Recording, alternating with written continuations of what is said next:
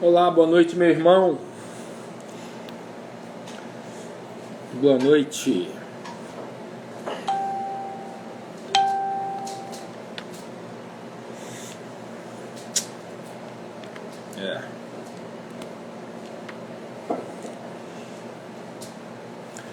É isso aí, meu irmão. Vambora.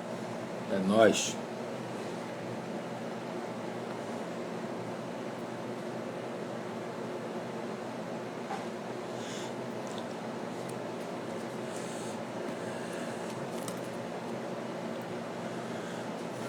Olá.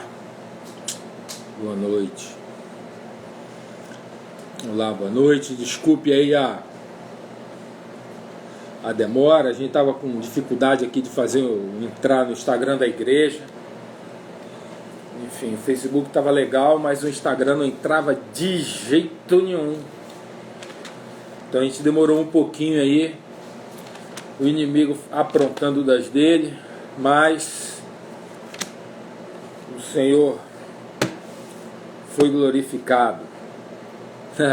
No nome de Jesus, a gente não desiste. Não desiste nunca.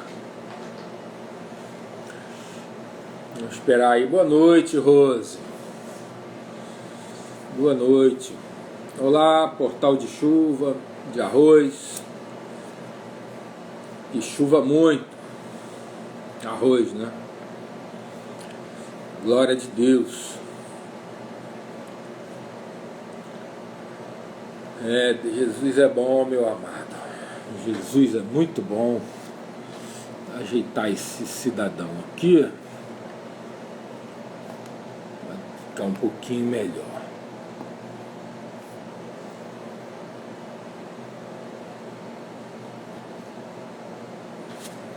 Ô, glória. Melhorou. E aí, pastorzão? Pois é, meu pastor, demorei um pouco para entrar, para fazer o Instagram funcionar. Aí estou usando aqui o do Daniel, na verdade, não estou usando nem meu celular. Mas enfim, vamos para frente. Hoje, né, vamos falar de Jesus. É tão bom, né, falar dele. Vamos fazer assim uma introdução. Oi, Tânia. Oi, André. André entrou ali. Amém, irmão André. Glória a Deus. Enfim. Mas a gente está no capítulo 18 de Mateus. É um sermão de Jesus muito bacana, né? E ele é dirigido para a igreja, e ele fala à igreja como se comportar, como tratar determinados assuntos pesados, assuntos difíceis. Mas ele dá a direção, ele ensina, e o cuidado dele com a pureza da igreja, né? E o cuidado dele com as ovelhas. Ele inicia lá, né, no capítulo 18, né, nesse sermão, né, ele fala, né, de que os discípulos são, né, quem é o maior no reino dos céus. E ele ensina para os discípulos, que os discípulos disputando entre eles, né, sobre quem seria o maior. Mas ele ensina que o maior, na verdade, é o menor. É aquele que se humilha, aquele que é inocente, aquele que é puro, aquele que é santo, né? E ele põe uma criança e compara os discípulos a crianças. E ele aqui no capítulo 18, ele passa a falar dos pequeninos, os discípulos como pequeninos, como crianças. Isso é lindo, né? E no mesmo trecho lá em Lucas, ele fala, né, de que são aqueles, o maior é o menor, o maior é aquele que serve a todos. É muito, e é muito forte isso, né? Ele dá uma característica do discípulo que é marcante, né? E ele E isso ele falando no que diz respeito à igreja, né? Ou seja, da disposição do discípulo em servir os outros irmãos e a todos aqueles que necessitam, sabe? Então ele coloca o discípulo com uma característica e ele diz assim: se não vos converteres, né? Então ele diz assim que a questão de ser humilde, a questão de ser o menor, não é uma questão somente de salvação, não é uma questão somente de ser o maior ou ser o menor. Ele diz que é uma questão de salvação, né? Se não se converter e não for como essa criança, você não entra no reino dos céus. Então ele fala de uma forma assim, muito contundente, né? Ele põe uma característica para nós discípulos que a gente deve perseguir. E muitas vezes é um grande desafio, né? É um grande desafio. E ele continua, isso ele inicia no capítulo 18, do 1 ao 9, né? A gente já falou, e depois ele fala sobre a ovelha perdida, sobre aquele que se afasta da igreja, aquele que entra em pecado, e ele fala desse cidadão, né? Dessa cidadã, vamos dizer assim, desse irmão que está no meio das ovelhas, que está na comunhão das ovelhas, mas ele se afasta, se perde. Mas ele diz que Jesus vai atrás. Ele vai, deixa as 99 no deserto, aonde for, nos montes, e vai atrás daquele pecador, daquele que pecou, daquele que se perdeu. E agora ele entra, e ele usa essa analogia, e depois ele entra com um assunto, ele dá como fazer para a igreja, ele mostra como é a atitude individual nossa, né? E remete a essa ovelha que se perdeu. Presta atenção nesse trecho, né, que é Mateus 18, do 15 ao 20, do 15 ao 17, né, onde Jesus ele falou da ovelha perdida, daquele que se afastou da comunhão dos santos, da comunhão da igreja, da comunhão dos irmãos, né, e que Jesus chama daquela ovelha que se perdeu, né? E ele diz assim: se a encontrares, assim como dissesse, olha, pode não encontrar, ou aquele pode não encontrar é aquela ovelha que não quer retornar, ela realmente se perdeu de tal forma, se embrenhou no deserto ou no mundo, né? Essa analogia, o deserto é o mundo, de tal forma que ela não quer voltar para a comunhão dos santos, né? Então assim, e agora ele fala daquele irmão, desse irmão, de uma forma prática. Ele usou a analogia, né, das ovelhas, e agora ele diz assim, Mateus 18, a partir do 15, né, até o 17. Né? A gente vai ler até o 20, na verdade, né? Então vamos orar aqui, entregar esse momento ao Senhor, Deus poderoso, em nome do Senhor Jesus.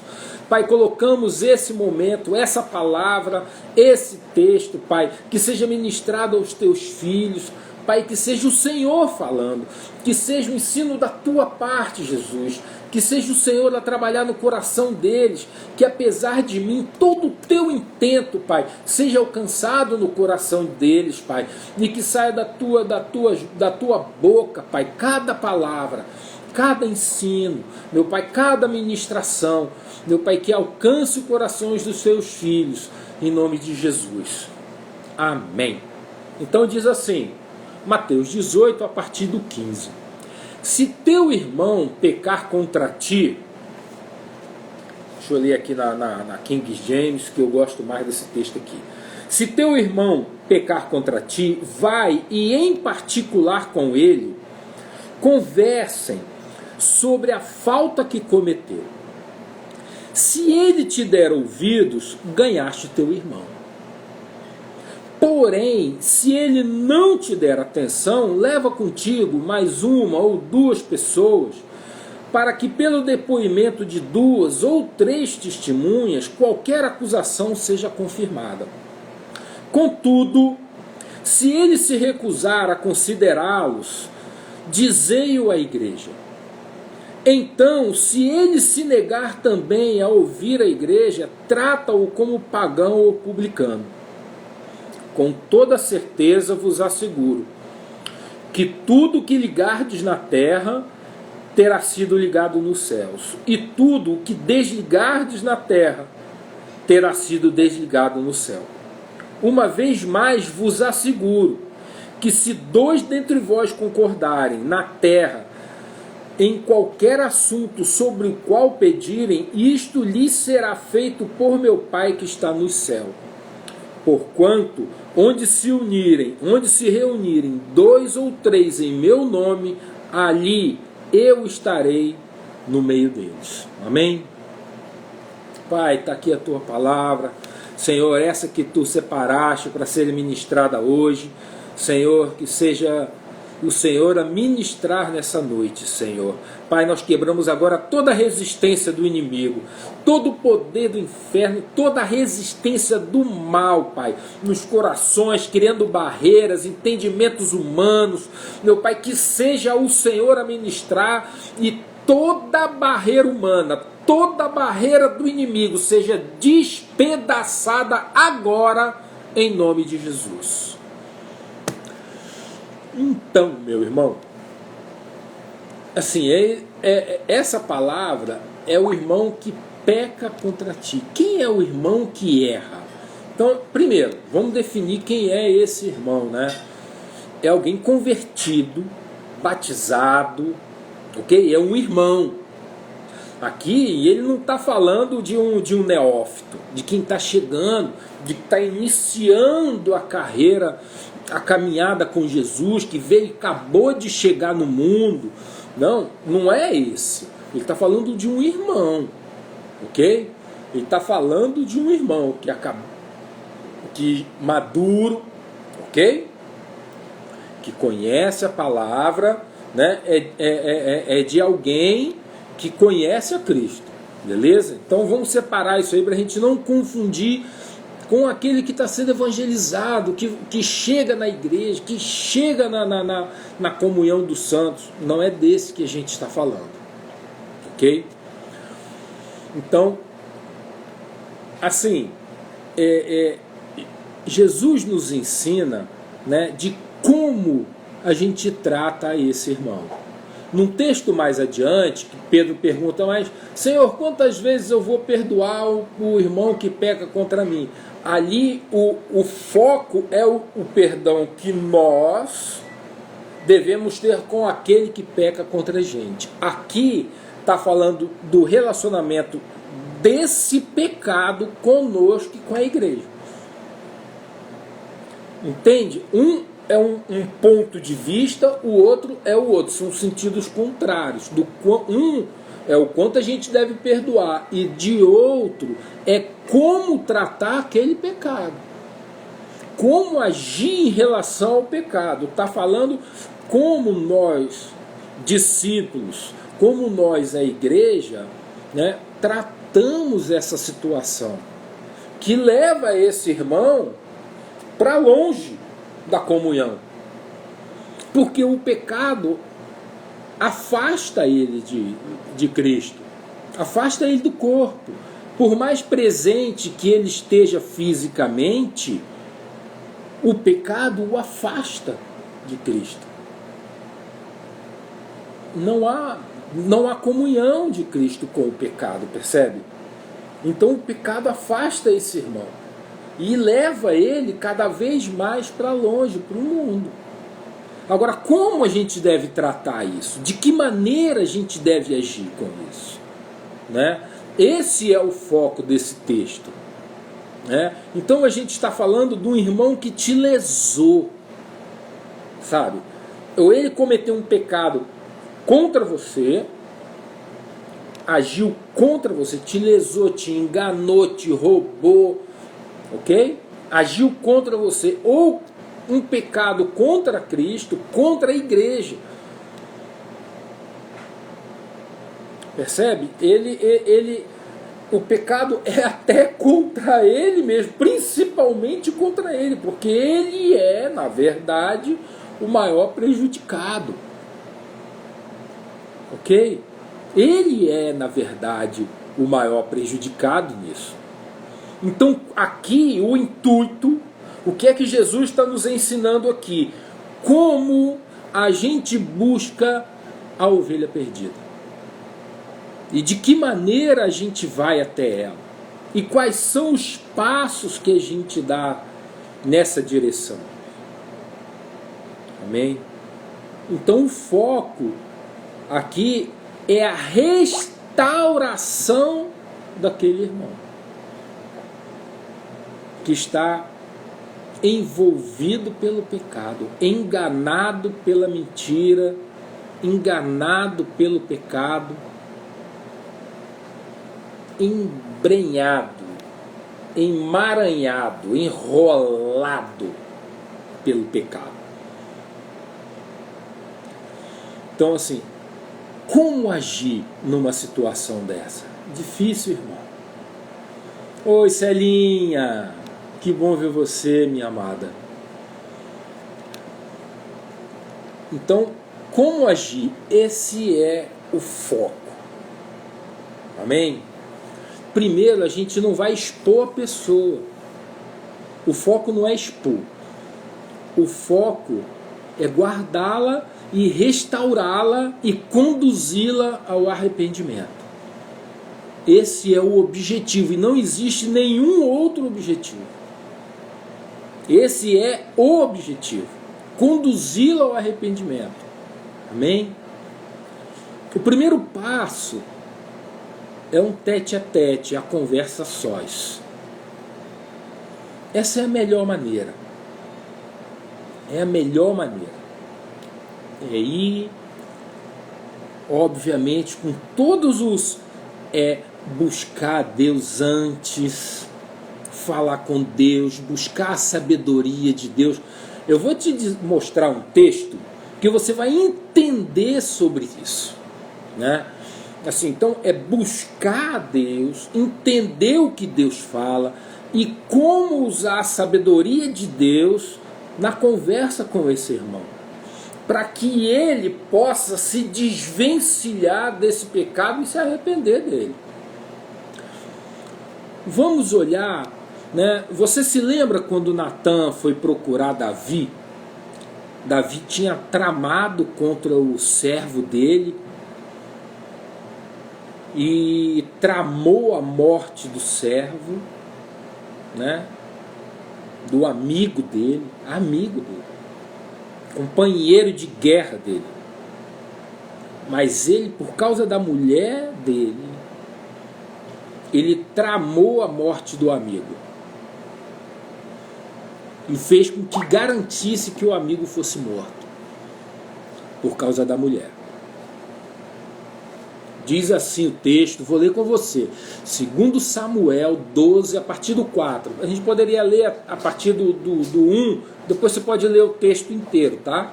Mas eu vou ler a partir do 4, só para a gente ter ideia, né? Natan vai até Davi e conta uma história, que havia 2 homens numa cidade, um rico e um pobre, né? E que o rico era abastado, tinha gado, tinha tudo, e o pobre só tinha uma ovelhinha. Aí diz assim: certo dia um forasteiro chegou à residência do homem rico, mas este não quis lançar mão de uma de suas próprias ovelhas ou de seus muitos bois a fim de oferecer uma refeição. Em vez disso, tomou a cordeira que pertencia ao pobre e a serviu ao visitante. No mesmo instante, Davi se encheu de ira contra aquele forasteiro e afirmou a Natan: juro por Yahvé, o nome do Senhor, que o homem que cometeu tamanha impiedade merece a pena de morte. Antes, porém, deverá pagar 4 vezes o preço da cordeira, porquanto agiu sem misericórdia. Então Natan revelou a Davi: esse homem é você. Esse homem é você. Davi era um homem semelhante, que tinha o nosso coração, tinha as nossas fraquezas, né? Isso mostra aí da luxúria, da traição, de tramar a morte, né? Maldoso de tramar algo assim. Mas, e diz assim, ó, e Natan continua, diz assim: e assim diz Yahvé, Deus de Israel: eu te ungi, rei de Israel, eu te salvei das mãos de Saul, eu te dei o palácio e as mulheres do teu Senhor, eu te dei casa de Israel e de Judá. E se isso não fosse suficiente, eu haveria acrescentado muito mais. Sendo assim, por que desprezaste a palavra de Yahvé, fazendo o que eu reprovo? Tu mataste ao fio de espada o teu servo Urias, o Heteu, e tomaste para teu prazer a esposa dele. Sim, tu mesmo mataste, por meio das armas dos amonitas, e ficaste com a mulher dele. Portanto, agora a espada jamais se apartará da tua casa, porquanto desobedeceste a minha palavra, e tomaste a mulher de Urias, o Heteu, para que ela se tornasse tua mulher. Natan foi lá e repreendeu Davi. Foi duro, mas sabia o coração de Davi, né? Deus, através do profeta dele, porque assim, Natan sabia que Davi reconheceria a palavra de Deus para ele e a repreensão de Deus. E não foi diferente do que se esperava do homem que tem segundo o coração, daquele que era segundo o coração de Deus e que se arrepende amargamente.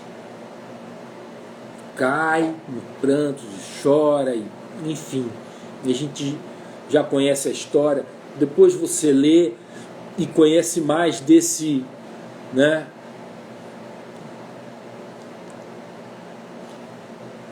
Pois é, pastor.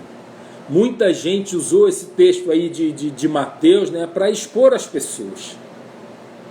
E na verdade não era esse o objetivo. O objetivo era o que Natan fez aqui com Davi, né?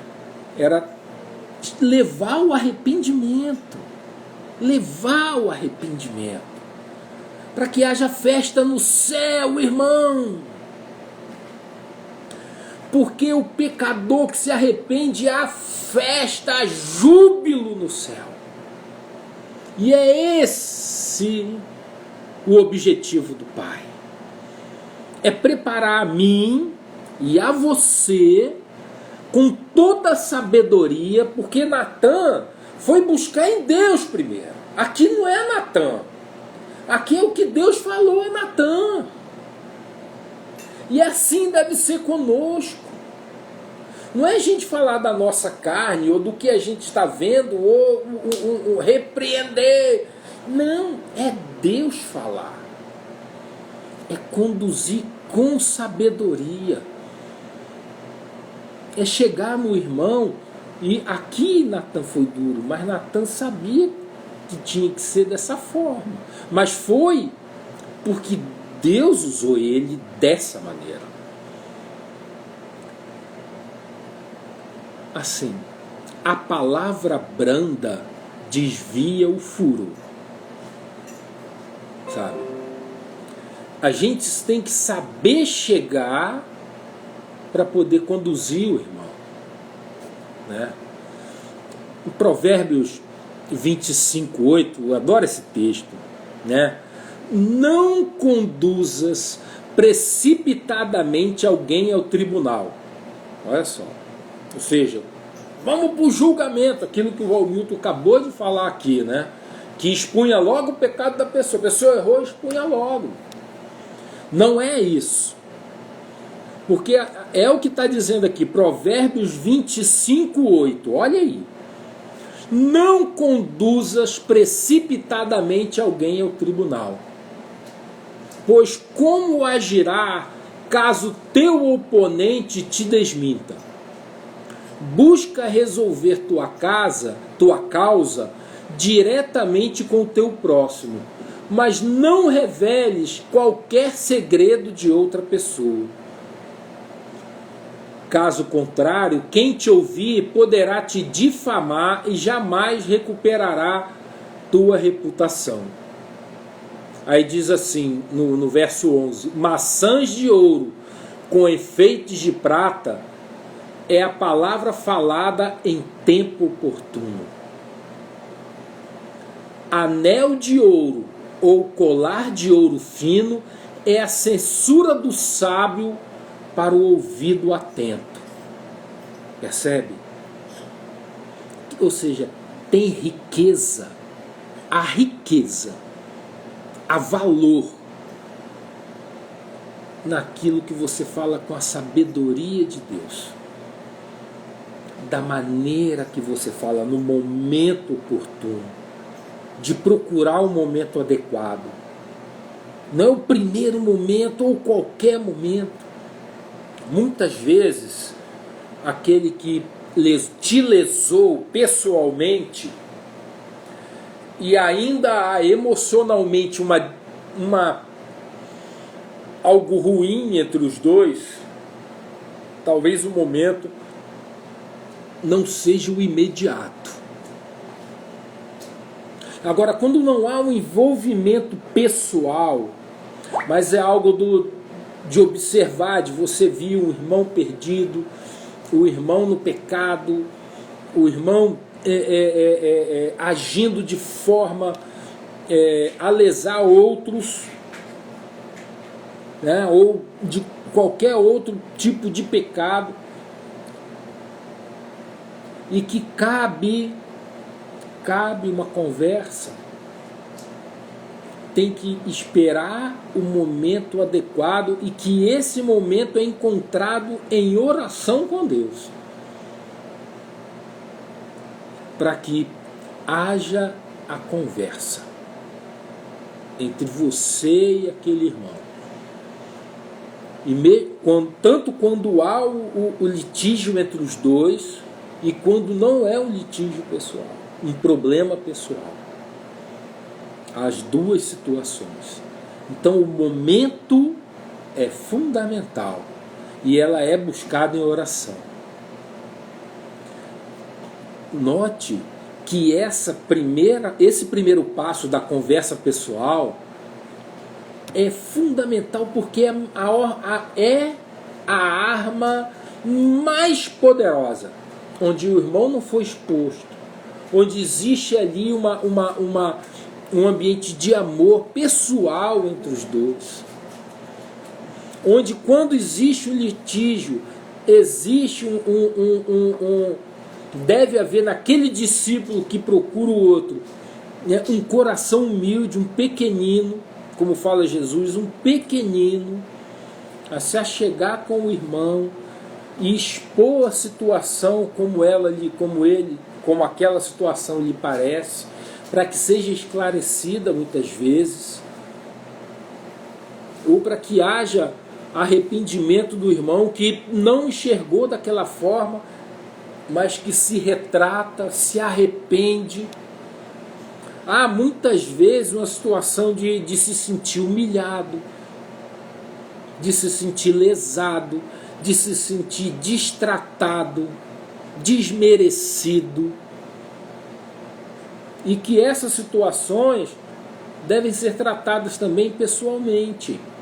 Porque muitas vezes é o nosso sentimento, no meu coração, eu me senti assim, eu tomei aquele cenário, aquela situação como contrária a mim, e eu me senti ali culpado, ou lesado, ou humilhado, ou exposto de algo que não era minha responsabilidade, ou qualquer coisa que seja, mas que eu me senti mal em relação àquilo. É uma situação em que eu procuro meu irmão para a gente esclarecer qual era a visão dele em relação àquilo, e se ele enxerga que do meu papel, né, daquela situação, e que precisa ser esclarecido. A melhor coisa é esclarecer, botar assim em pratos limpos, mas entre irmãos e com amor. E não é com o dedo na cara. Sabe? E não é com aquele linguajar, sabe, pesado, ou espremendo na parede, ou acusatório, mas como um pequenino que se coloca como uma criança, que é como ovelha no meio de lobos e é astuto como a serpente, mas é inofensivo como uma pomba. Aquele que é incapaz de ofender. Então a forma de chegar, o momento e a maneira como a gente fala são duas coisas fundamentais na nossa comunicação com os outros irmãos, para esclarecimento de qualquer situação que seja.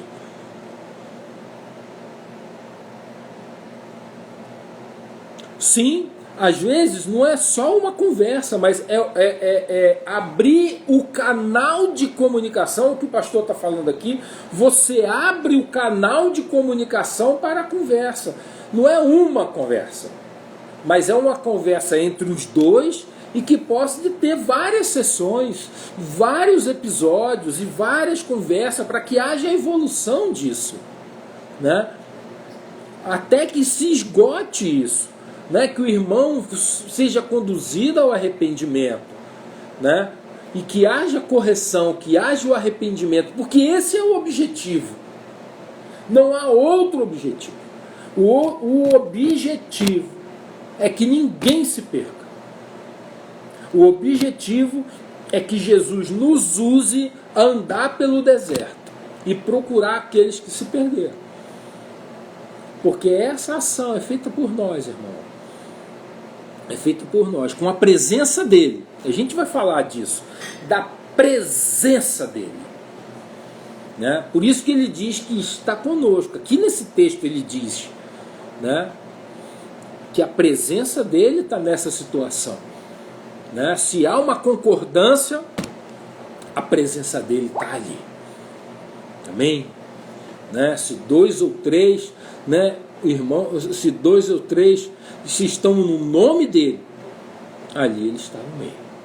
Então, assim, essa é fundamental isso, porque a presença dele é tudo. Amém? Então, para a gente estar, não é por nossa própria vontade, ou pela nossa carne, ou pelo nosso sangue, pela nossa vontade, ou impetuoso de fazer, de querer fazer ansioso. Não. É no tempo de Deus, é na oração, é no momento, é no jejum, é na vontade dele, que às vezes ele está preparando a situação, ele está preparando o momento, ele está trabalhando, e ali na oração ele vai te conduzir e vai montar o cenário perfeito para que se chegue no momento certo. Exatamente, né? Então, assim, há uma condução, né? De não, isso é o que Jesus ensina, né? Da não exposição, né? E ele fala assim, né? Ele continua,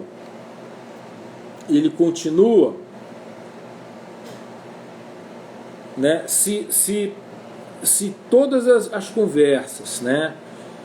Se a conversa não foi suficiente, o irmão não entendeu, continua na mesma coisa, aí você vai buscar outros irmãos, daqueles que maduros na fé, para que possam, né, na multidão de conselheiros, a sabedoria. A gente aqui, como diz o pastor aqui, ó, a gente resolve na liderança da igreja. Vai buscar a liderança. Vai buscar o teu irmão líder. Vai lá, não chama ele e fala, olha, tem essa situação aqui. Resolve essa situação. Assim, é algo que o intuito, novamente, não é expor, mas o intuito, né, é que haja arrependimento. que esse irmão vai ser buscado, perdido que ele está. E muitas vezes, se você não se sente em condições de ter essa conversa, né, quando você não sente assim poxa, eu não tenho eu não sei o que eu vou falar para ele. Então vá na liderança da igreja, busque os pastores da igreja, conversa com eles, para que aquele irmão seja procurado e seja atendido, né? E que ele possa ter o resgate, ser conduzido ao arrependimento. Isso é importante, sabe? De trazer o irmão.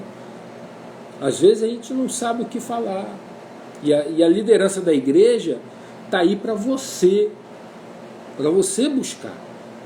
E a gente sabe como lidar com isso. Os pastores têm experiência. O Milton Clay tem experiência enorme em várias situações, de tudo, cara. Então você pode buscar ali o aconselhamento, você pode buscar ali a situação. Como é que eu vou resolver isso? Eu estou com essa situação na minha mão. Garanto a você que não vai haver exposição. Vai ser tratado com amor, né?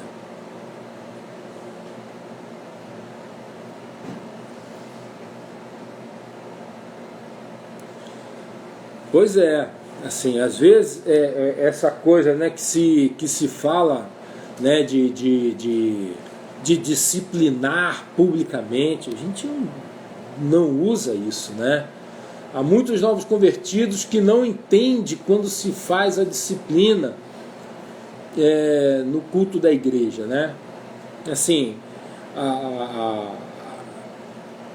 o texto, né, o texto bíblico aqui, né, diz assim, em segundo lugar, nos fala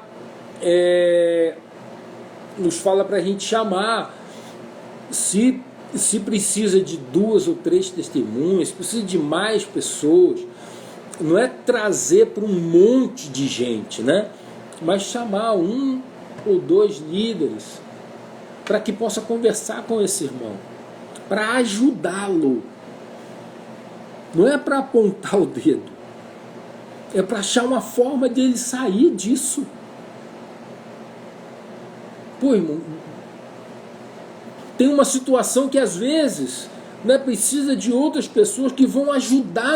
É uma determinada situação que precisa de uma ajuda de outras pessoas, ou de outra pessoa, né? E que essa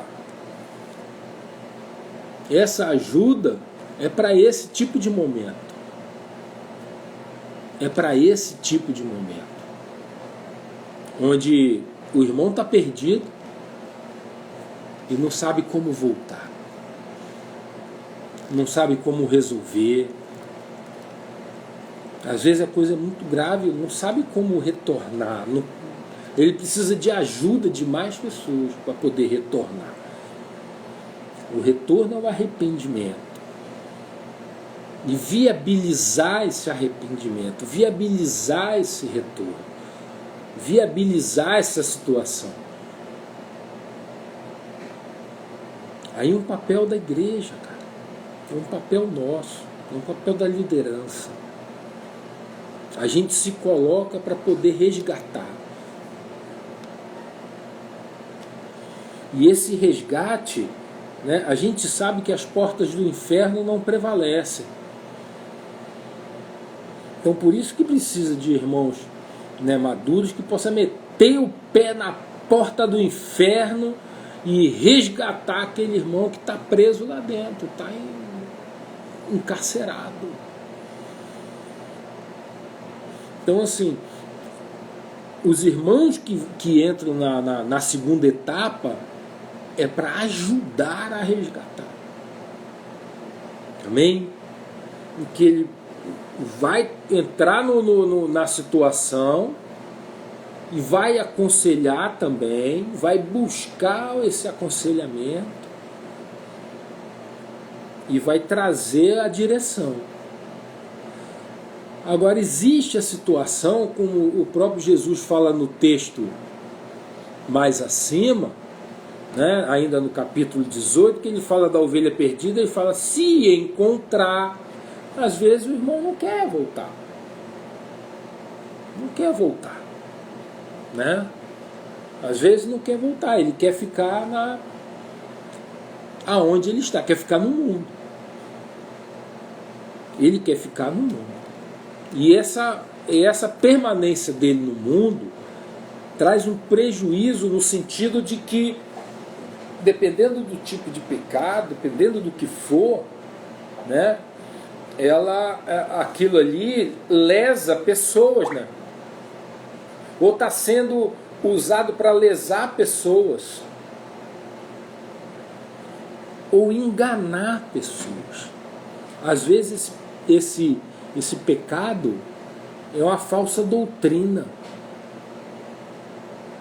Às vezes esse pecado é baseado numa mentira que conduz outras pessoas ao engano. Às vezes tu estava pensando em outro tipo de pecado, não é? Fala para mim. Tu estava pecando em outra coisa.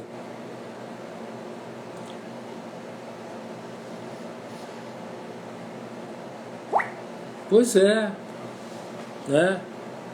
Então, assim, a questão da disciplina, né? Do disciplinar na frente da igreja, não é isso, né? Não é isso. Mas o que o texto fala, porque existem pecados que ferem a igreja, ferem a Cristo, a verdade de Cristo, que é simplesmente heresia. É um engano dentro da igreja. É o ensino de Satanás. E essas situações precisam ser expostas. Não a pessoa, mas o engano. O engano precisa ser desmascarado. A verdade tem que imperar ali, né? Então, assim, quando a pessoa não quer voltar, não quero voltar, não aceito esse tipo de doutrina, eu acho diferente, eu não quero, ou muitas vezes é heresia, outras vezes é pecado da carne mesmo, às vezes é pecado da carne, né? Mas muitas vezes não é só a questão da carne, ó, a heresia misturada com vaidade, a heresia misturada com questão sexual, ou várias outras coisas, né? Pois é, o pastor Valmilton tem experiência nessa situação, porque já viveu isso, né? Então, quando diz ali, traz a igreja, né? Ele diz assim, ó, se não der atenção com 2 ou 3 pessoas, contudo, se ele se recusar a considerá-lo, dizei-o à igreja. Dizei o que? O pecado. Dizer o pecado. Para que os outros não caiam, porque se eu me calar, eu posso deixar o irmão, um pequenino, um irmão, um neófito, cair no engano. Percebe?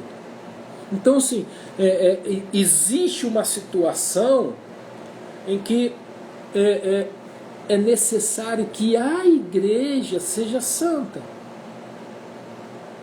Existe uma situação em que eu preciso falar, não acusando A ou B, ou trazendo, ou disciplinando na frente da igreja de púlpito, mesmo porque aqui, preste atenção, aqui Jesus está falando da eclésia, a segunda vez que ele fala da eclésia.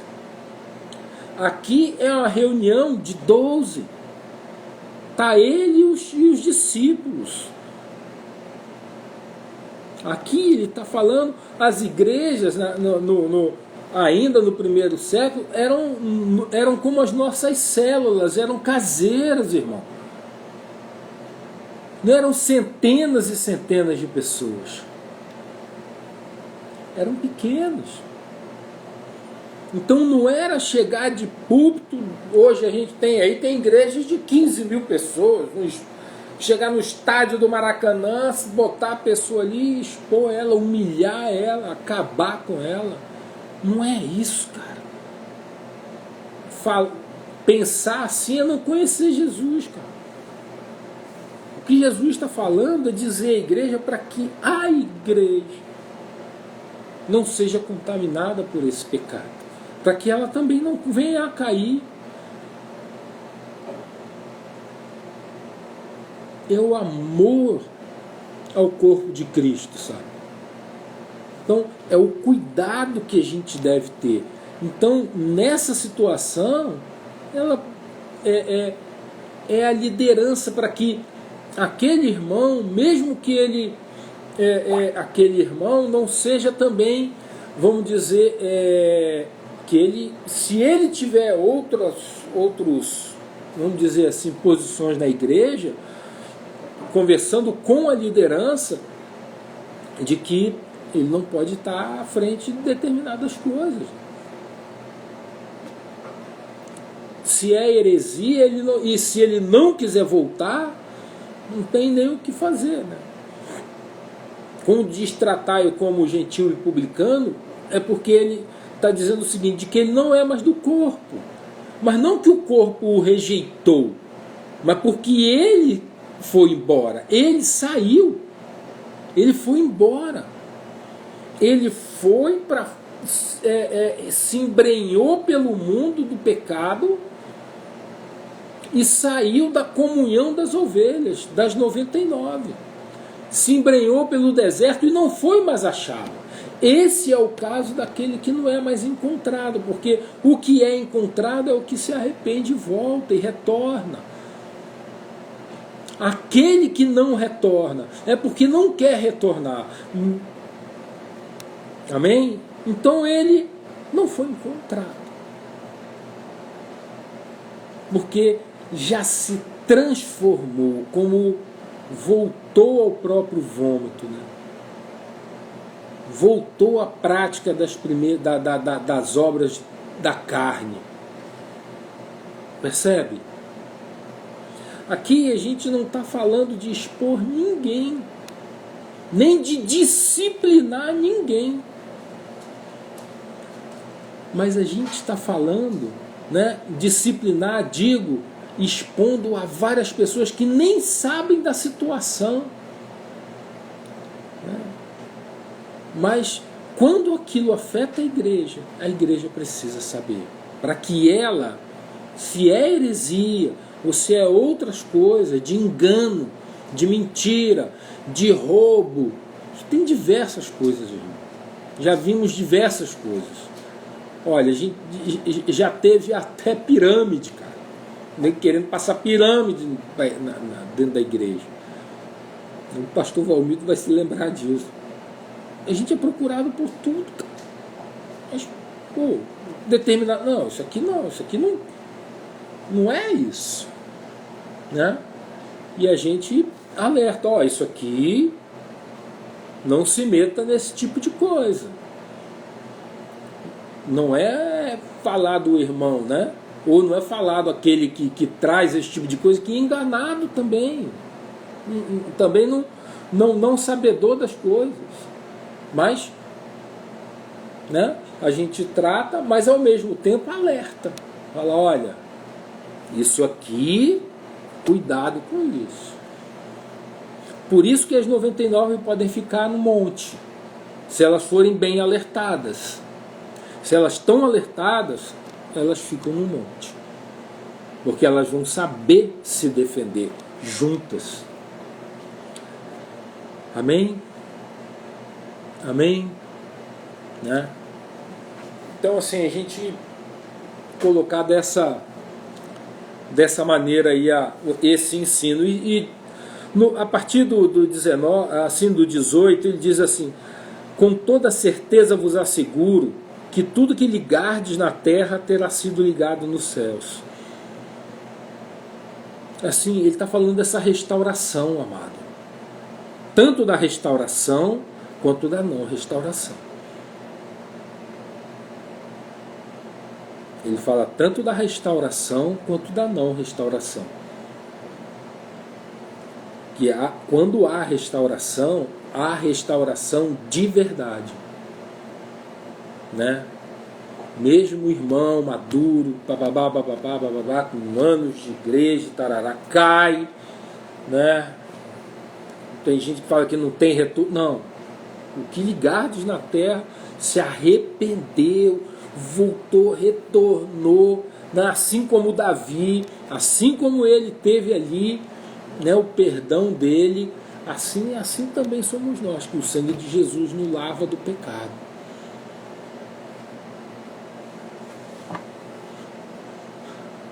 Isso, né? Paulo sempre, né, orientou Timóteo a defender a sã doutrina. O arrependimento, cara, de conduzir ao arrependimento. Então o que a gente liga na terra é ligado no céu.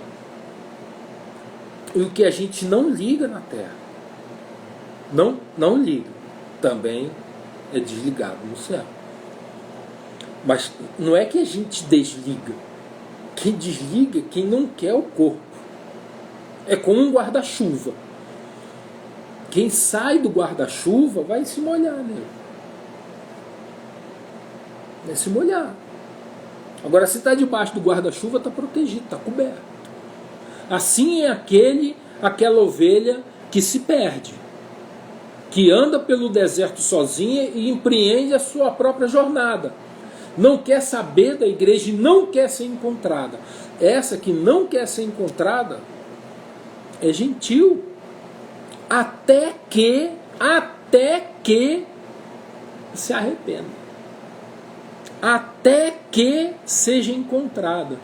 Até que a palavra seja implantada. Até que encontre um lugar de arrependimento.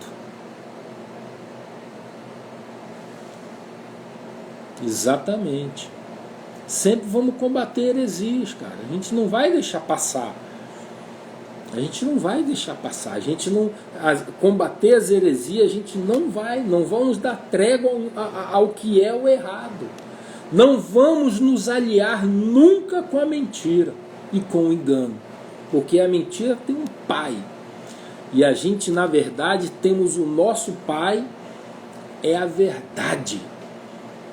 O nosso Senhor, um dos nomes dele é verdade. Jesus Cristo. Ele é a verdade. Ele é o caminho, ele é a verdade, ele é a vida.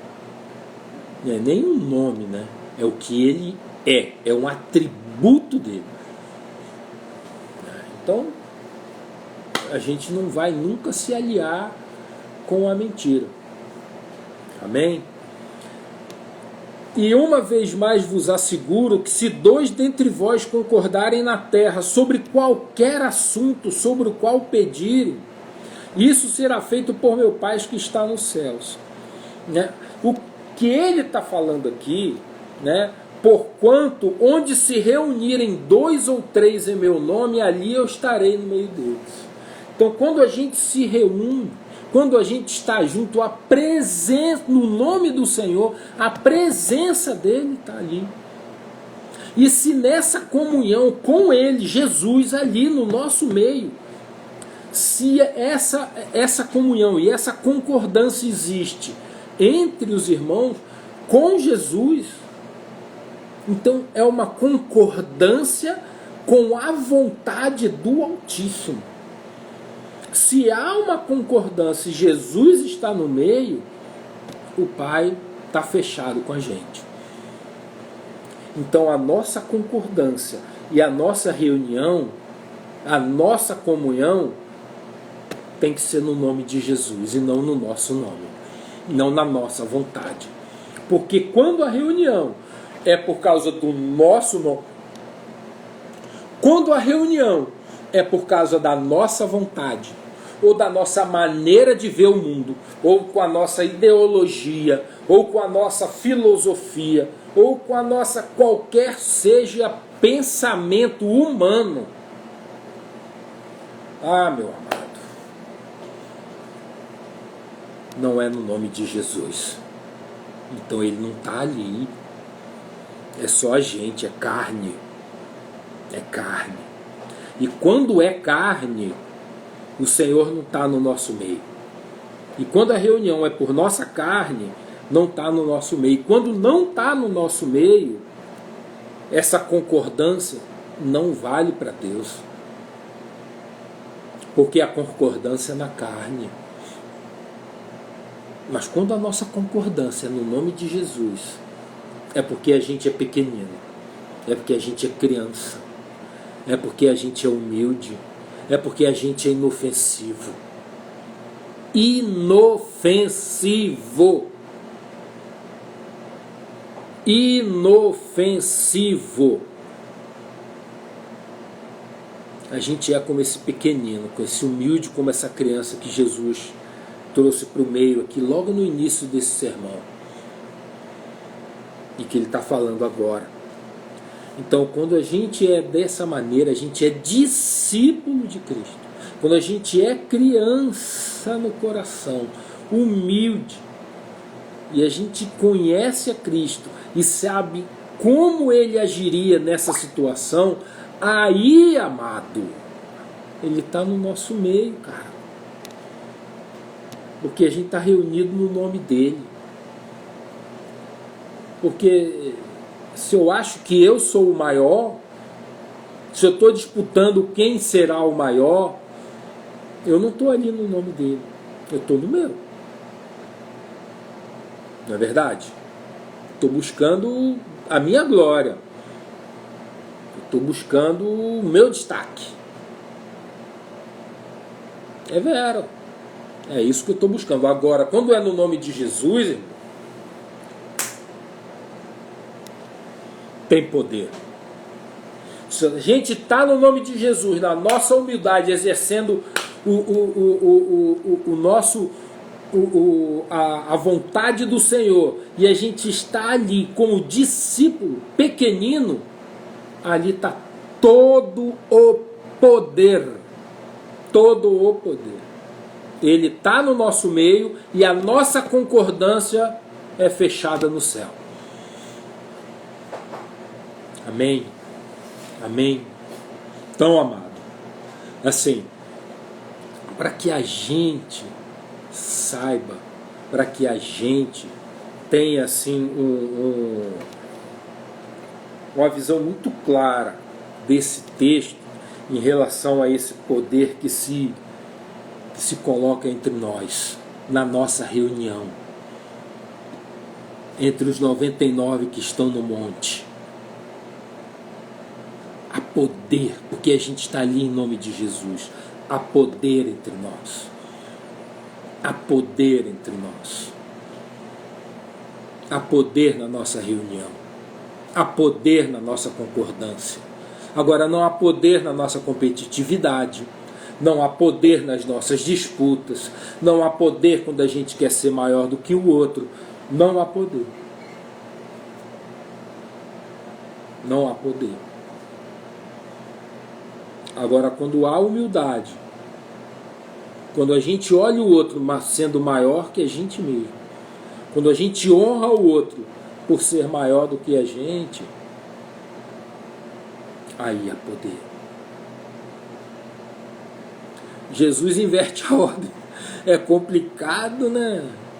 É complicado, irmão. Pelo menos para mim é, para vocês não, né? Mas para mim é. É complicado. É duro. Né? É matar a carne 24 horas por dia. Porque até no sono é capaz do capeta envolver a gente. Mas, amado, as nossas decisões são com Cristo. Amém? E que esse poder de Deus e essa presença de Deus e essa reunião poderosa em nome de Jesus seja o que nos liga, seja o que nos guia, é o que esteja poderosamente na nossa comunhão, na comunhão dos santos, amém? E que a gente seja usado no resgate daqueles que estão longe de Cristo, amém? Eu queria orar por você. Deus poderoso, em nome do Senhor Jesus, eu quero abençoar esse irmão, essa irmã, Pai. Oh Deus amado, que hoje toda a graça, todo o poder, Senhor, esteja sobre eles, Senhor. Que nessa nossa reunião aqui, Senhor, que nesse momento entre nós, Pai, que o Senhor possa poderosamente agir entre nós, Senhor. Ah, Deus poderoso, abra os olhos daqueles irmãos, Pai, que estão seguindo seus próprios caminhos. Fala no nosso coração se a gente, meu Pai, está seguindo um caminho próprio, humano, terreno, carnal. Meu Pai, mostre-nos o caminho da volta. Ah, Deus poderoso, ensina-nos também, Senhor. Ah, Pai, a buscar aquele que está perdido, Senhor. Usa a nossa vida, que a gente saiba também buscar ajuda, Senhor, quando necessário, Pai, para que a gente possa buscar e resgatar esses irmãos, daqueles que têm mais experiência do que nós, Senhor, em situações do qual a gente não tem experiência alguma. Ah, Deus poderoso, age através da nossa vida, Pai, para que haja resgate, Pai, para que haja arrependimento, haja retorno, Pai, haja arrependimento, Pai. Que haja um lugar de arrependimento a todo aquele, Pai, que precisa encontrá-lo. E a gente te pede hoje em nome de Jesus. Amém. Então, meu amado, bom ter você aqui, bom ter você conosco, né? Oh, glória! Tânia, já falei do pastor Valmilton, Dudu, Armandinho, oh Pai, Pati, Renata, oh Deus poderoso, oi Pati, oi Zete, saudade, Ana Amélia, ai que bom vê-los aqui, cara, que legal, Ju, oi Ju, que bom te ver, cara, saudade de você, Sueli, Pastorzão mandou bem pra caramba, Pastorzão, hein? Ô, bonzão, pastor. Ô, glória. Assim, o pastor viu esse tipo de coisa, viu muita coisa. Hoje ele tem toda a sabedoria, nos ensinou, né, como agir. Isso tudo, muito desse equilíbrio vem desse ensino de Valmilton e Cleide, que passaram mal bocados, cara. Assim, com uma doutrina de exposição, mas eles com muito amor e muita graça, né, souberam curar muitos irmãos feridos, sabe? Porque muitas vezes a igreja fere por falta de sabedoria. Mas para você ver como eles foram muito usados, primeiro para nos ensinar o caminho certo, né? E depois para curar esses irmãos feridos, né? Oi, Michele. Oh, que bom, cara, ver você aí. Dudu, Tânia. Ô, pastorzão, te agradeço muito por todo esse ensinamento que a gente teve com vocês, sabe? A gente é fruto disso, cara. Jesus vive. Tânia, Ana Paula, poxa, Renatinha. Oh, glória a Deus. Taninha, minha amada, minha amiga. Pedrão, Sueli, ó Ju aí. Poxa, que bom ver vocês. Glória a Deus, cara. Glória a Deus. Ai, saudade de vocês. Poxa, doido para ver vocês, a gente se abraçar. Vocês estão precisando dessa vacina. Eu já estou vacinado, né? Sabe disso, né? Mas vocês estão precisando. Tem muita gente que já está vacinada aí, né? A gente já pode se abraçar. Mas, enfim. Bom, vamos terminar por aqui, meu irmão, minha irmã. Célia, te amo, Celinha, te amo muito, muito, muito, muito. E é bom ver você, né? Rose, saudade de você, minha amada. Tamo junto, cara. Tamo junto, Rose. Olha, Deus abençoe vocês, que essa palavra é uma palavra difícil, fala de muitas coisas, mas que esse ensinamento chegue ao teu coração, né? E que você possa ser abençoado, né, por essa palavra, por esse ensino do que Jesus quer daquele que cai, né?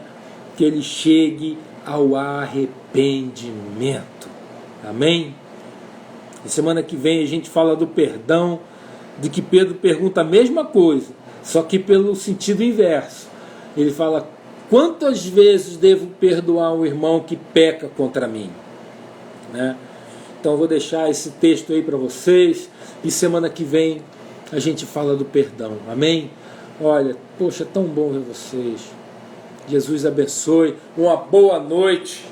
Durma com Deus, né? O Senhor é conosco. Amém? Dá nem vontade de ir embora.